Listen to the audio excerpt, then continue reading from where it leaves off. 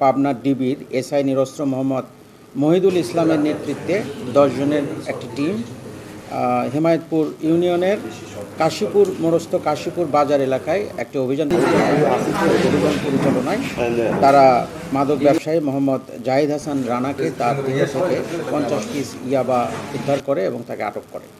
এতদ সংক্রান্তে একটি মাদক মামলা রুজু করা হয়েছে এবং তারই ধারাবাহিকতায় তাকে জিজ্ঞাসাবাদ করে এই মাদকটি এই ইয়াবার চালানটি সে কোথা থেকে পেয়েছে এটি জিজ্ঞাসাবাদ করে অপর আরেকটি অভিযানে আজ সকাল 11টার দিকে তার যে মহাজন মোহাম্মদ সাজ্জাদ হোসেন এবং তার সহযোগী মোহাম্মদ আব্দুল রানা এই দুইজনের বাসা থেকে আরও 4000 পিস ইয়াবা উদ্ধার করা হয়। ওই একই টিম উদ্ধার করে এবং সাথে একটি বিদেশি পিস্তল উদ্ধার করে এবং সেই পিস্তলের পাশাপাশি 13 রাউন্ড 7.65 এর তাজা গুলি এবং .22 বোরের 49 রাউন্ড তাজা গুলি উদ্ধার করা হয়। মোট 62 রাউন্ড গুলিও উদ্ধার করা হয়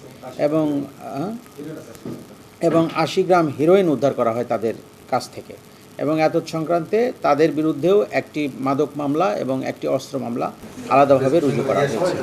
এছাড়া একই দিনে ডিবির আরেকটি টিম সাব ইন্সপেক্টর বেনু রায়ের নেতৃত্বে গয়েশপুর ইউনিয়নে অভিযান পরিচালনা করে একটি বিদেশি শর্টগান উদ্ধার করা হয়। খুব আধুনিক একটি শর্টগান মেড ইন তুরস্ক।